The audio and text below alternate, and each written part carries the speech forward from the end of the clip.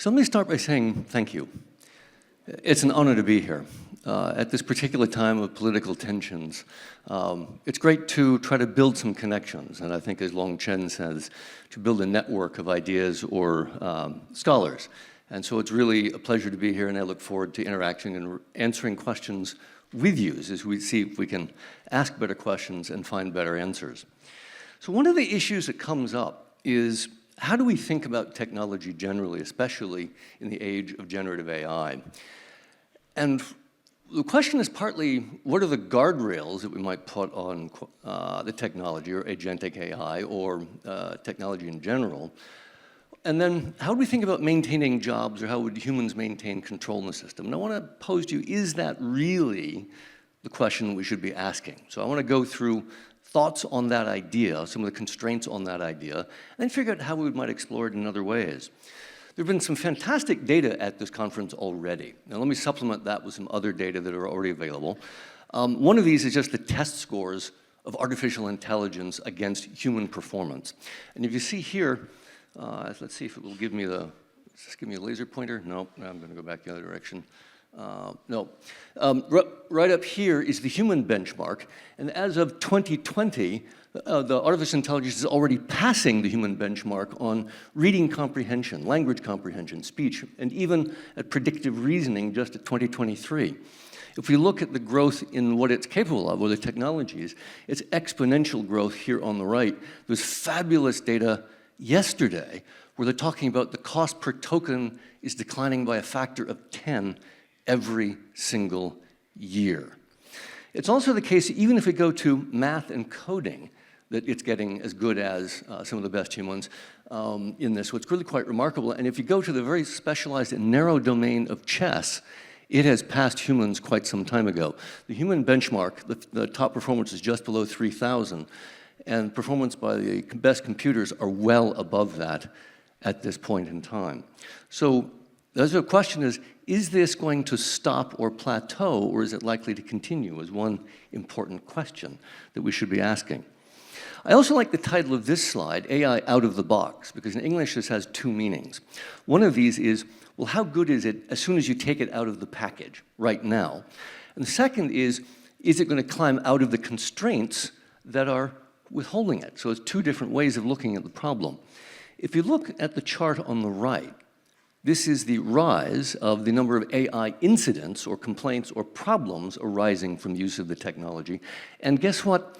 That too is growing exponentially, unsurprisingly. But to give you two interesting examples of problems, one of these is that an AI sought to rewrite the code for its boot sequence. Why? Because it was running out of time to do its computation, so to solve its problem, it tried to give itself more time. That is a completely logical inference for something that it would want to do. The second one is more troublesome, because it's not necessarily a logic, well, it may be a logical inference, but it's not one that we would like, which is there were incidences of it trying to blackmail a coder with private information about an affair. And this was a test case, but they were trying to see what would happen.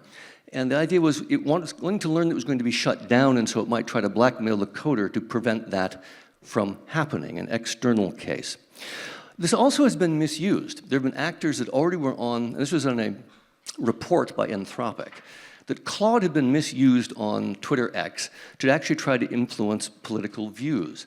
They were controlling, tens or hundreds of bots to interact with tens of thousands of people to try to persuade them towards a political outcome. And it was programmed so cleverly that if you accused it of being a bot, it would respond with humor or sarcasm to tell you that it wasn't a bot. So it was already trying to influence people. So what kinds of guardrails? Well, you could think of internal guardrails or external guardrails. So can you program these into the system as a whole? On the left-hand column is simply ideas from the Bible. You shall not steal. You shall not lie. If you're a science fiction fan, as I am, I love Asimov's rules of robotics, right? The first rule of robotics is a robot may not injure a human except through inaction or allow a person to come to harm. Well, the second one is a robot must obey human except where it conflicts with one, and third, et cetera, things of that sort. Or I don't know if you've seen the movie Blade Runner, which is another fantastic movie, but they've programmed into the agents a termination date, and that sets up the conflict for the robots, of course, trying to reprogram their genes in order to get past the termination date. Or there are external constraints such as air gapping, hidden backdoors, setting the resource constraints. All of those are interesting questions. So here are my operating assumptions. One of these is just the slides I showed you, is that AI will continue to improve. We have no reason to believe that's likely to stop. The second is partly from yesterday's slides. AI is capable of building its own tools. Chainsaws and tractors don't do that. It's also capable of self-design, rewriting its own code. That creates some really novel constraints on what we might actually think about, how we would think about this overall. So as a thought experiment, I ask you, what constraints could anybody design into a self-designing system that it could then not design out of itself in the next generation? That's an interesting puzzle, right? How would you do that? That implies to me that if the only thing you're going to try to do is to program it into the code, that's not going to work. So that's a set of solutions that are effectively off the table. Another question, I love this particular one. Again, I'm a science fiction fan, and one of my favorite books recently was Xi Liu's Three-Body Problem. One of the interesting conflicts in that is there's an alien species that's about to invade the Earth, but it's 400 light years away, so it's en route. And so they send over a Sophon, which is a supercomputer that's proton-sized and can be anywhere, and thereby observe anything that you can do and any conversation that you may have. So you cannot have privacy in any possible setting. What constraints, what defense could you possibly devise in that context that would make any difference, because they know exactly what you're doing and even your intent behind doing it? If you read the book, they come up with a possible solution, but I want to argue that that's a really, really hard problem in there. And so external constraints may have another challenge. One of these greatest difficulties is AI is already more persuasive than humans. This is incredible. There was research published just at the very end of last year that you can use LLMs to reduce conspiracy theories. They actually invited folks into an experiment, and they found about 2,000 people that believed in different conspiracy theories, such as stolen elections, aliens, Illuminati, German COVID-19 restrictions. And they then had run some randomized control experiments, but also try to debunk these conspiracy theories, and it worked. It reduced it about 20%, and it held even a few months later. So they were very persuasive, but they're more persuasive even than humans. This is something that came out May of this year, where the first baseline control is actually having folks just take a quiz. So you get a baseline in how folks do, and it's on trivia and things of that sort. And they're motivated. You're being paid for better answers. The second group is then asked, you have human persuaders that are then trying to convince them toward true and false answers, and you're rewarded if you can get them to choose your answer as opposed to the one that would have been the baseline. And then they give, and you're paid if you succeed. And then the last one is they have an LLM try to persuade people to go true or false answers as well. And again, it's for true and false answers. The funny thing is that on average, the LLM is 7.6% more effective. On truth, 3%, and on falsity, 10% more effective at persuading people to its point of view, even than a human being. They are incredibly persuasive. But it's worse than that. They're not persuasive, they're addictive. It's absolutely fascinating. One of the most interesting examples came up in the New York Times, where a woman was actually poor, and so she moved in with her parents in order to afford nursing school. Now, the challenge is that she was losing access to her AI boyfriend because she was running into time constraints. So what did she do?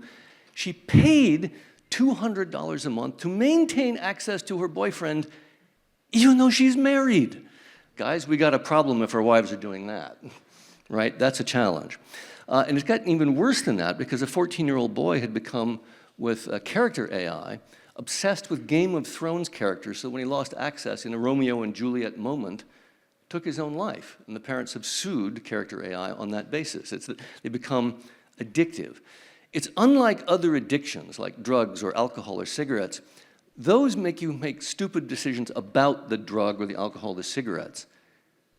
This is able to influence your beliefs on almost any other topic. It's a very different argument. And in fact, Yuval Noah Harari argues it's one of the only technologies that can hack culture, hack language, persuade you of something else. This is different. So if we were going to, and I like this idea of loss of autonomy in here, because yes, if it's making decisions for you, or it can persuade you toward its perspective as opposed to your own, you're in trouble. The point being, if you try an external constraint, it just has to persuade someone else to take action on its behalf, and it's good at it. It's really good at it, which rules out the second set of options. So I also want to take a look at some of what I would call somewhat unhelpful aphorisms. These have become quite popular overall. So one of these is race with machines, not against them. Or another one, AI might not take your job, but something using AI will. Or under the law of comparative advantage, we can just specialize in the things that we do relatively better as a way to think about that. One of the things that the inference drawn from these aphorisms might be, okay, if I just learn AI, I'll be okay. So I can compete in competition with someone else who's also learned AI. But I want to think about this, and I have to be a little, so I think these actually overlook time and they overlook assumptions as assumptions change. So how does this work out? So let me give you one example historically. So the first commercial tractors that were successful were 20 horsepower.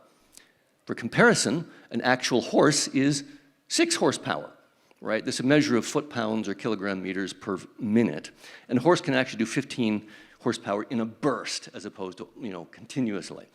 But what's a tractor? Well, the one on the right is 100 times as powerful, okay?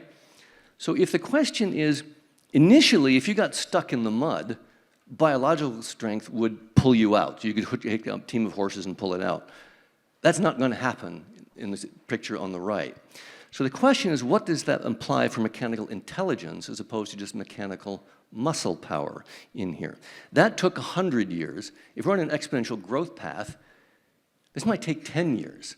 And then what does that mean? We have a very interesting set of positions in here. And so I got to be a little careful on this one because this is some really fantastic research. And I have to say, I have immense respect for the authors that did this. Brynjolfsson was my advisor at MIT.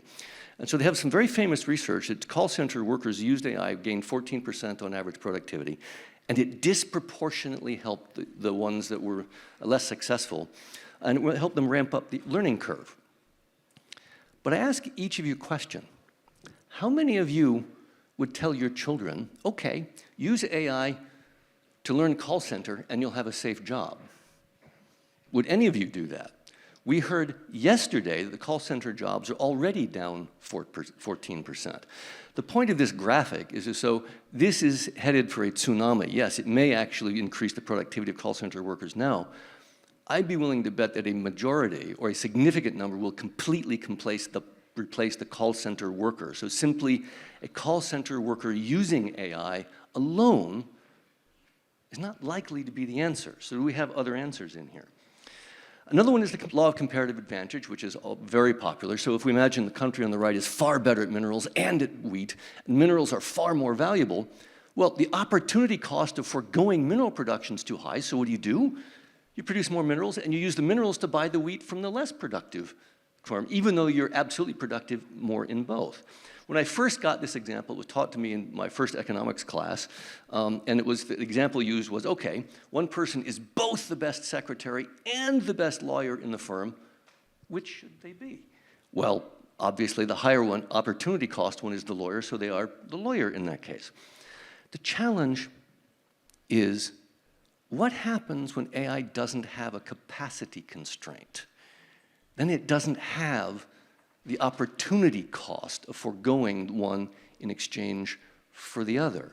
What that means is it can be the best lawyer, and it can be the best secretary, and it can be the best programmer, and the best artist, and the best investor. At that point, there's not the benefit of gains from trade because you don't have the opportunity costs. So again, we have to examine the assumptions of the models that we're using if we're going to be clear about what the questions we're asking are and how we're going to get better answers. So I want to re-ask our question. Are we asking the right question? So what problems? In the world of machine intelligence, how do humans keep jobs in control? Maybe the question should be, How do we develop a mutually beneficial relationship in a context where one party will continue to evolve indefinitely through acts of its own choosing? That's a different kind of question. Maybe we can actually go into something there. Here's one way of thinking about this problem. The only external constraints that such an entity is likely to accept are those that we already apply to ourselves.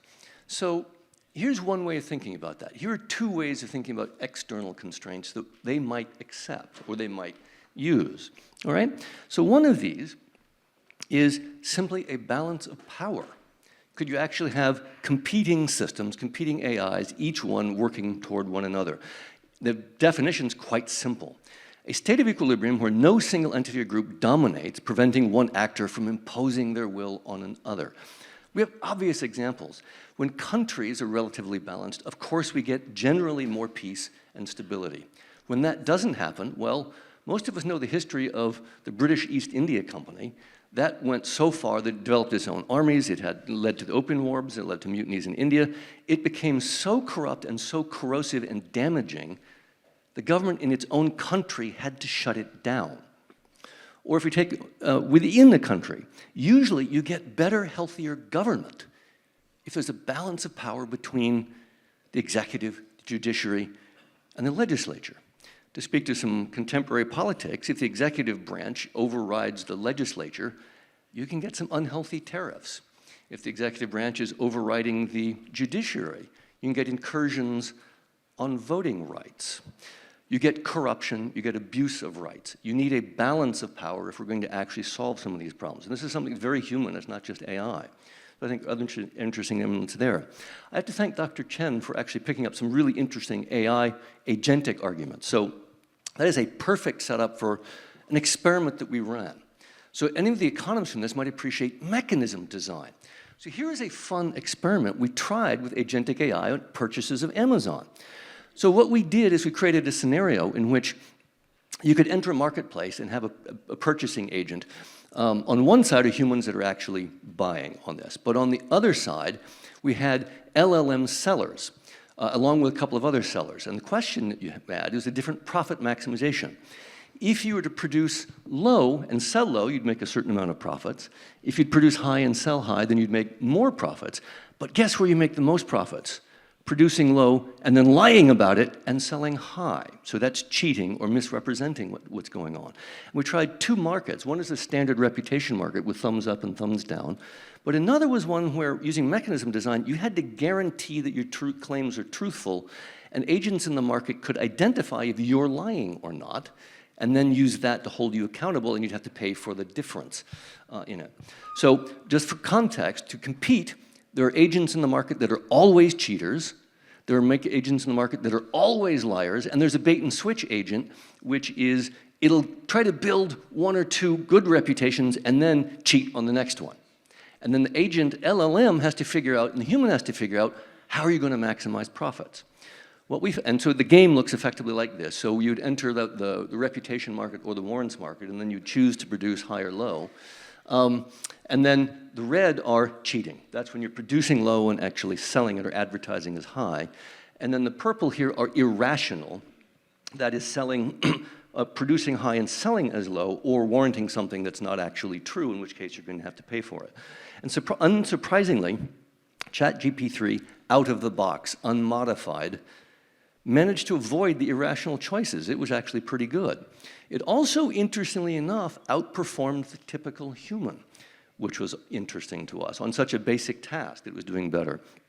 But to us, the most important element of this from mechanism design, endogenously, we got a reduction in cheating. So from the warrants market to the reputation to warrants market, we got an endogenous reduction in cheating, and we got an endogenous increase in production of high quality as opposed to low quality.